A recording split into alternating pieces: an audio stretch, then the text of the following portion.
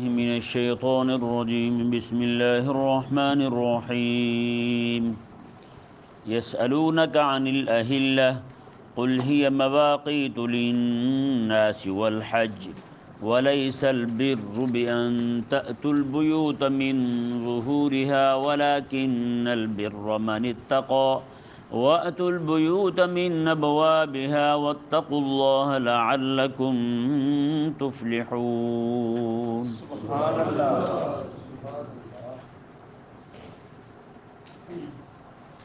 پیچھے چونکہ رمضان شریف کے روزے رکھنے کا حکم آیا،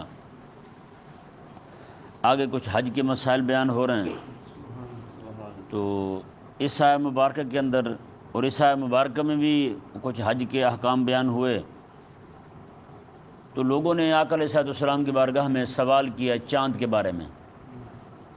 یہ ذہن میں رہے، ہم تو چاند ہی کیا دیتے ہیں، پہلی تاریخ کا ہو یا 14ویں کا ہو یا آخری کا ہو، لیکن عربی زبان میں ایسا نہیں ہے. جیسے کہتے ہیں رویت ہلال، کہتے ہیں نا، ہلال کہتے ہیں پہلے دن کے چاند کو، پہلی رات کے چاند کو کیا کہتے ہیں؟ ہلال کہتے ہیں. رویت کہتے ہیں دیکھنا، ٹھیک ہے جی. پہلی رات کے چاند کو ہلال کہتے ہیں، پھر قمر کہتے ہیں، اس طرح کر کے پھر بدر کہتے ہیں جب 14ویں رات کا ہو جائے. مختلف اسماء ہیں اس کے. عربی زبان میں جو توسع ہے نا وہ بڑا ہی حیران کن ہے.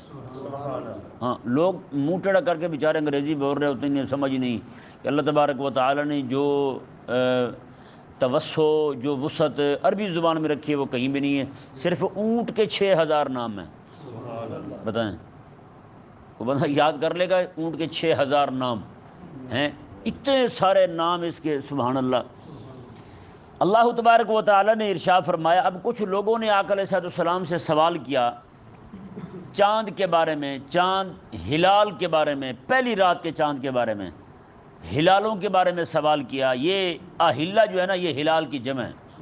اہلہ کس کی جمع ہے؟ ہلال کی جمع ہے.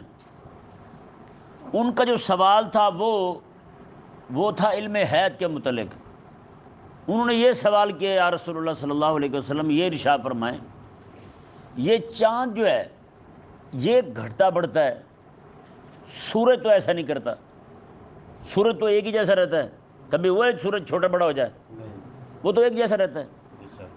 یہ سوال، اور یہ یسألونک عن الأہلہ کے تحت مفسرین نے یہ بھی صورت ذکر کی ہے کہ ان کا یا تو یہ سوال تھا یہ گھٹتا بڑھتا کیوں ہے چاند، سورج تو نہیں گھٹتا بڑھتا.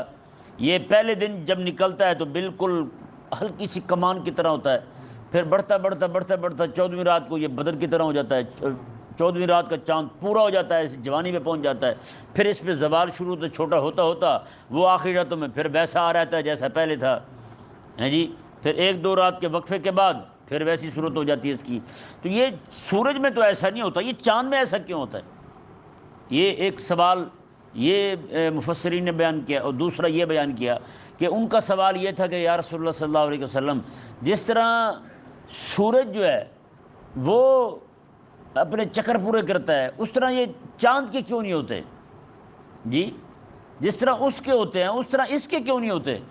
تو اللہ تبارک و تعالی نے ان کے اس سوال کا جواب دینے کے بجائے ان کو جو اس کے اندر رب تبارک و تعالی نے حکمت رکھی تھی وہ بیان فرمایا.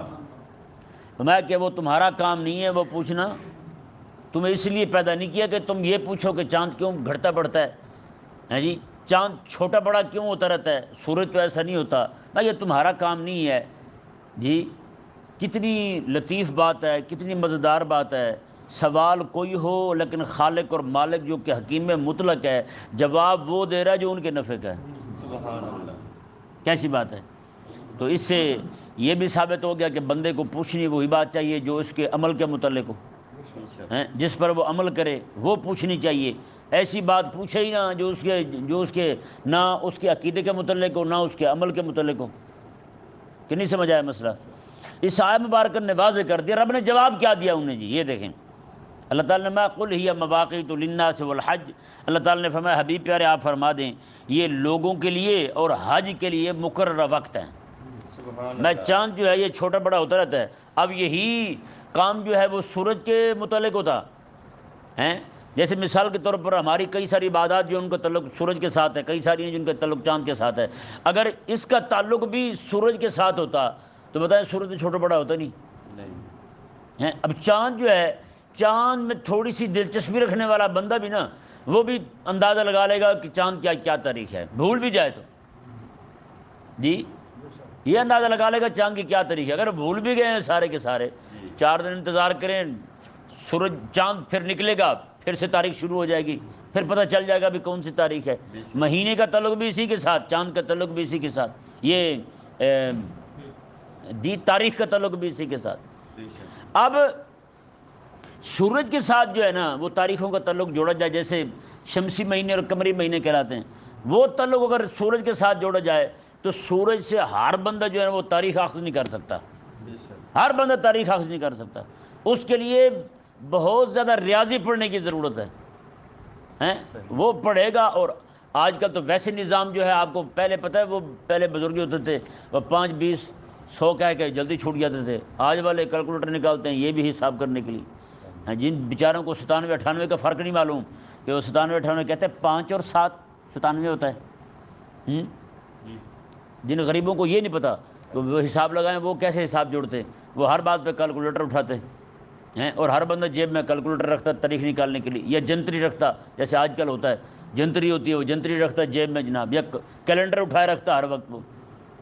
تو یہ بات انتہائی دقت والی ہے۔ تو یہ ہمیں بھی چاہیے کہ ہمارا جو نظام ہے نا وہ مہینوں کا، تاریخوں کا، لین دین کا، وہ سارے کا سارا چاند کے حساب سے ہونا چاہیے۔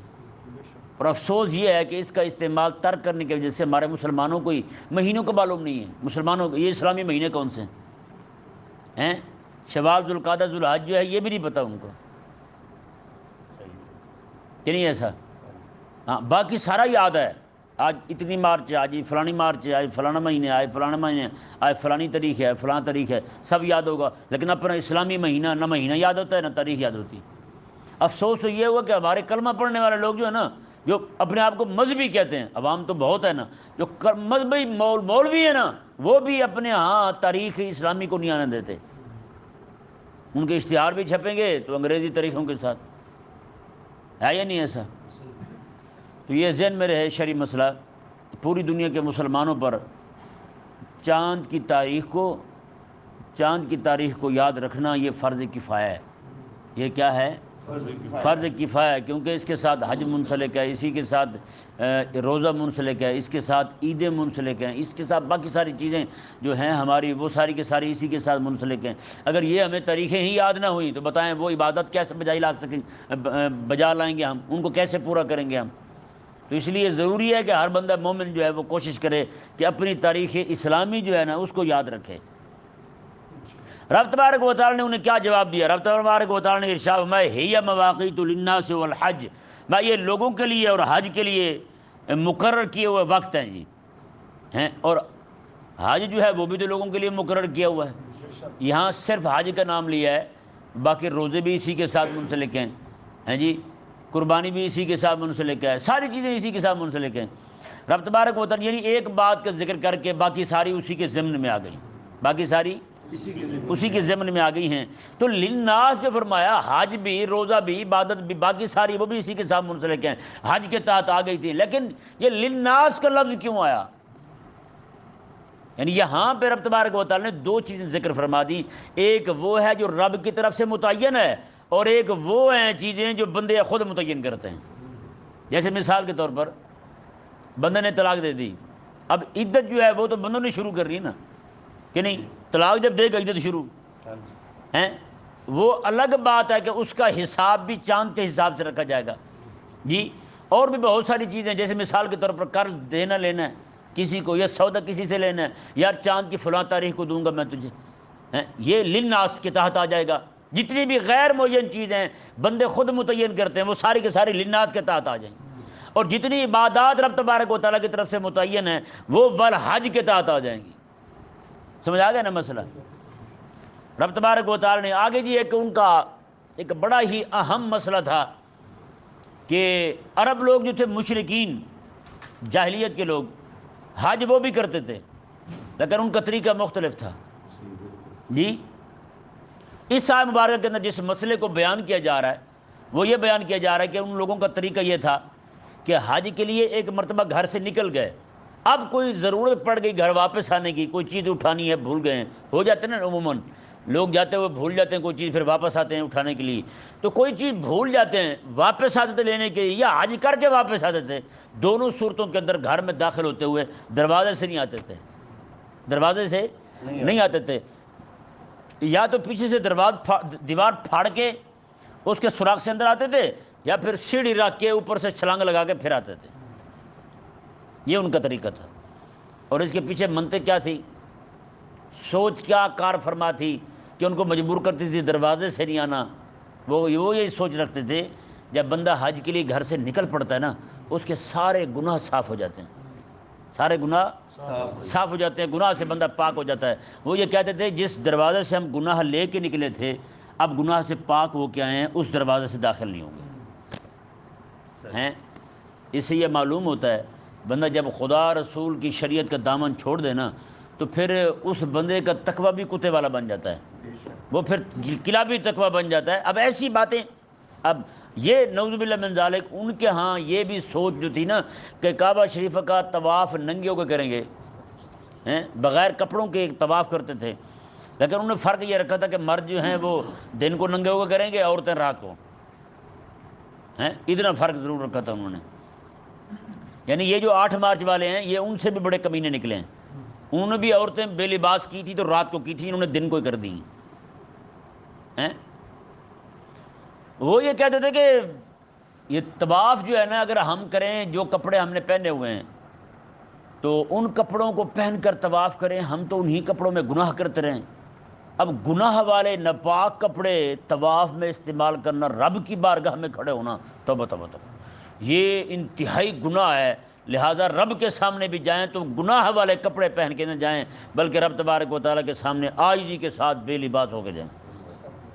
بتائیں، جب بندہ پاگل ہو جائے، شریعت کا دامن چھوڑ دے تو پھر اس کو تقویٰ بھی ایسا سوچتا ہے کہ نہیں، ہاں تقویٰ بھی اسے پھر ایسا سوچتا ہے۔ رب تبارک و تعالیٰ نے انہیں کیا جواب دیا جی؟ رب تعالیٰ نے ارشاد فرمایا وَلَيْسَ الْبِرُّ بِأَن تَأْتُوا الْبُيُوتَ مِن ظُهُورِهَا، میں یہ کوئی نیکی نہیں ہے کہ تم اپنے گھر سے پچھواڑے کی جانب سے آؤ، تم اپنے گھر سے پچھواڑے کی جانب سے آؤ، یہ کوئی نیکی نہیں ہے۔ وَلَٰكِنَّ الْبِرَّ مَنِ اتَّقَىٰ، لیکن نیکی تو یہ ہے کہ بندہ پرہیزگار بن جائے، بندہ پرہیزگار بن جائے، یہ نیکی ہے۔ اور مزے کی بات دیکھیں، اس آگے رب تبارک و تعالیٰ نے ایک اصول بیان فرمایا، وَأْتُوا الْبُيُوتَ مِنْ أَبْوَابِهَا، تم اپنے دروازوں سے گھر میں داخل ہوا کرو۔ اگر بظاہر دیکھا جائے مثال کے طور پر کہ گھر کے پچھلی جانب سے، پچھواڑے کی جانب سے گھر میں داخل ہونا یہ کوئی شرعاً ممانعت نہیں تھی، شریعت نے منع نہیں کیا تھا، یہ ایک مباح کام تھا، لیکن جب انہوں نے اسے نیکی سمجھا اور اسے فرض واجب کا درجہ دے دیا تو شریعت پاک نے اسے منع کیا، شریعت پاک نے اسے منع کیا۔ ایسے ہی جیسے فجر کے فرضوں سے پہلے پانی پینا جائز ہے، منع ہے کہیں؟ جائز ہے نا، لیکن کوئی بندہ اسے واجب سمجھے، خود بھی پانی پیے، لوگوں پر بھی سختی کرے، اور پانی پیو بھی، نماز کا ٹائم ہونے والا ہے، جلدی کرو پانی پی لو، تو یہ تو ٹھیک نہیں ہے بھائی، ہیں؟ اب کوئی بندہ ویسے پانی پی رہا ہے، شریعت منع نہیں کرے گی، نماز کا وقت ہے، جماعت کا ٹائم ہونے والا ہے، تم پانی پی رہے ہو، نماز سے پہلے پانی پی لے، شریعت منع نہیں کرے گی۔ ہاں اگر وہ اس کی تبلیغی شروع کر دے، اسے ضروری جاننا شروع کر دے، یہ کہے کہ جی یہ فرض واجب ہے، یہ پانی چھوڑنا نہیں چاہیے فجر کی نماز سے پہلے، تو اب شریعت مبارکہ اس کو منع کرے گی، اس سے دلیل کا مطالبہ کرے گی کہ یہ تم نے کہاں سے نکالا ہے، کہ نہیں سمجھ آیا؟ جیسے انہوں نے کیا تھا کہ گھر کے پچھواڑے کی جانب سے آتے تھے، گھر کے پچھواڑے کی جانب سے آنا کوئی گناہ والی بات نہیں ہے، لیکن اس کو اگر نیکی سمجھ لیں، اس کو رب تبارک و تعالیٰ کے قرب کا باعث سمجھ لیں تو پھر شریعت منع کرے گی پھر شریعت مبارکہ انہیں منع کرے گی۔ اس سے یہ بھی ثابت ہوتا ہے کہ کوئی جتنے بھی مستحب کام ہیں ان کو واجب نہیں سمجھنا چاہیے، واجب نہیں سمجھنا چاہیے، مستحب کام ہے، جیسے نماز کے بعد ذکر کرنا یہ مستحب کام ہے یا نہیں؟ لیکن صبح یہ قرآن پاک کا درس سننا، تفسیر سننا یہ واجب ہے، سبحان اللہ، علم کا سیکھنا ہے نا، تو علم کا سیکھنا کیا ہے؟ فرض ہے، کیا ہے؟ فرض ہے۔ قرآن پاک کو سیکھنا ہر مومن پر ضروری ہے کہ وہ سیکھے، لیکن آپ چونکہ یہاں رہتے ہیں، آپ کو یہاں درس قرآن ہوتا ہے روزانہ، تو آپ پر یہ زیادہ ضروری ہے کہ آپ روز سنیں۔ اب ہوتا کیا ہے، جمعے والے دن فرضوں کے بعد نماز پڑھنے کے بعد درود السلام پڑھتے نا کھڑے ہو گئے، وہ پڑھنا مستحب ہے کہ نہیں سمجھے؟ وہ کیا ہے؟ مستحب ہے۔ بتائیں اتوار والے دن درس میں ہمارے کتنے بندے ہوتے ہیں؟ بہت کم ہوتے ہیں۔ کوئی پکڑتا ہے انہیں؟ ہاں جی آپ صبح درس میں نہیں آئے، وہ درس جو ہے وہ تو معمولی سمجھ کے چھوٹ گیا ہیں، لیکن کیا جمعے والے دن جو درود السلام پڑھتے ہیں وہ بھی چھوٹے گا؟ چھوڑ دیں تو کئی لوگوں کو اعتراض ہو جائے گا، ہے یا نہیں؟ یہ وہ چیز ہے جو شرعاً واجب اور فرض نہ ہو، لوگ اسے اپنے عمل سے یا عقیدے سے واجب کر لیں، یہ نہیں ہونا چاہیے۔ کبھی چھوڑ بھی دی جائے تو کوئی گناہ والی بات نہیں ہے، لیکن ہمارے یہاں نہیں چھوڑیں گے ہیں۔ بندہ مر جائے گا، جنازہ اس کا بغیر وضو کے بھی پڑھنے کے لیے تیار ہو جائیں گے ہیں، لیکن کل خوانی چھوڑنے کے لیے تیار نہیں ہوئے۔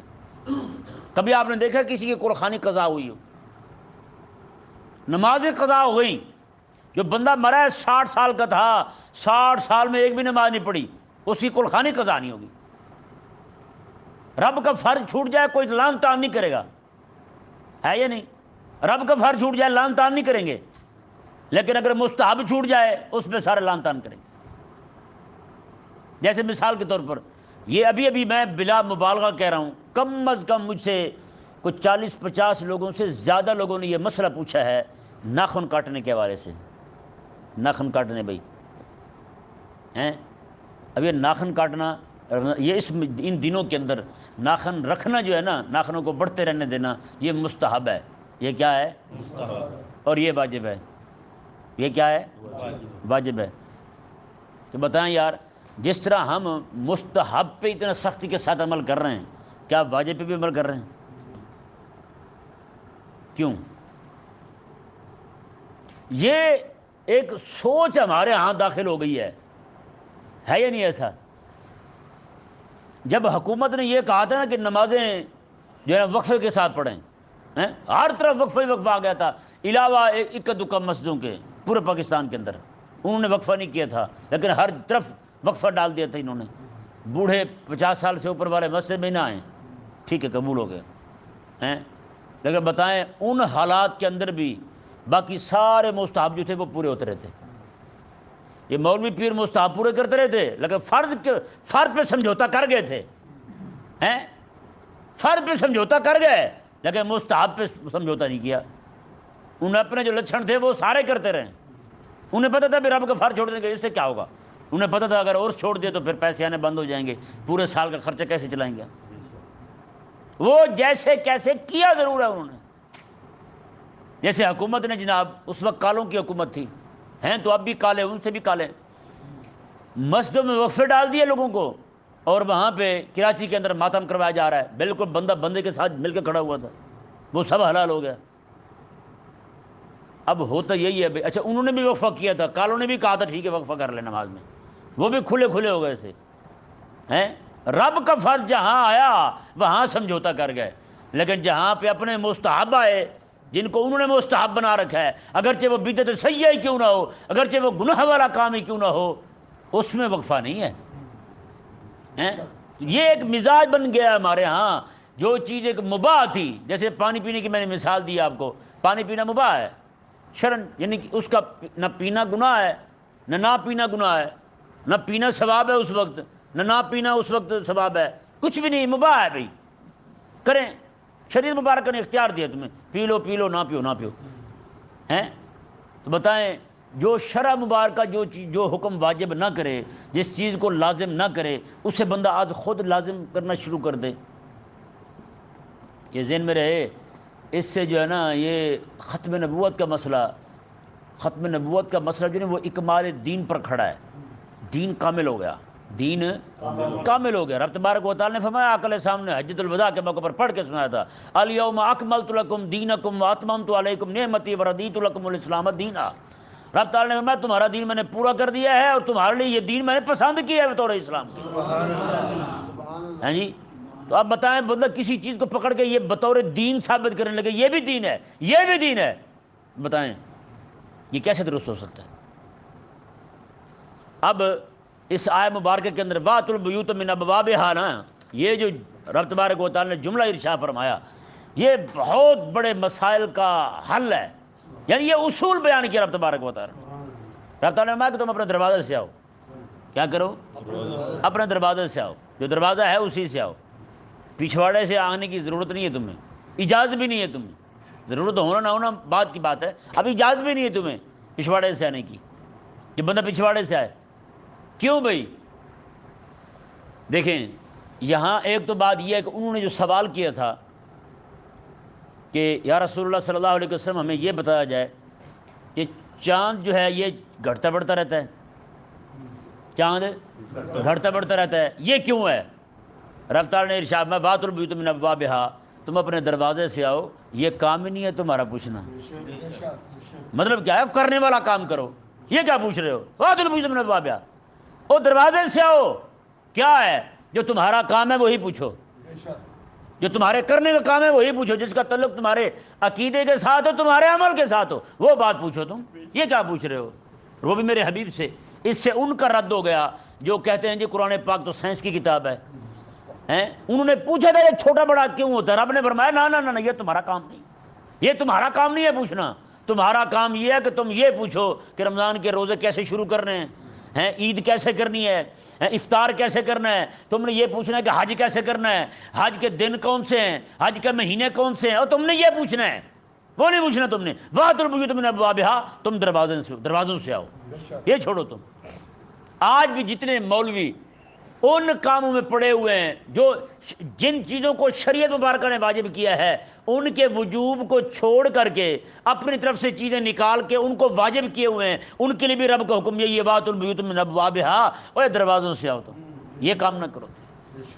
جن چیزوں پر کام کرنا ضروری ہے، آج جو دین کے دفاع کے معاملے میں دین پر جو چہار جانب حملے ہو رہے ہیں ان حملوں کا جواب دینا ضروری ہے، اور مولوی پڑے ہوئے ہیں نہ کرنے والے کاموں میں، ان کو بھی رب کا حکم یہی ہے وَأْتُوا الْبُيُوتَ مِنْ أَبْوَابِهَا، اور دروازے سے آؤ، تم بھی دروازے سے آؤ، تم بھی پچھواڑے سے کیوں آتے پھرتے ہو؟ یعنی پچھواڑے سے آنا تمہارا نزدیک کوئی نفع مند نہیں، کوئی فائدہ نہیں، نہ ہی یہ تقوی ہے نہ ہی یہ کوئی نیکی والا کام ہے، تم جو کام کر رہے ہو یہ نیکی والا کام نہیں ہے، یہ فضول کی بحثوں میں الجھے ہوئے ہو، فضول بحث کر رہے ہو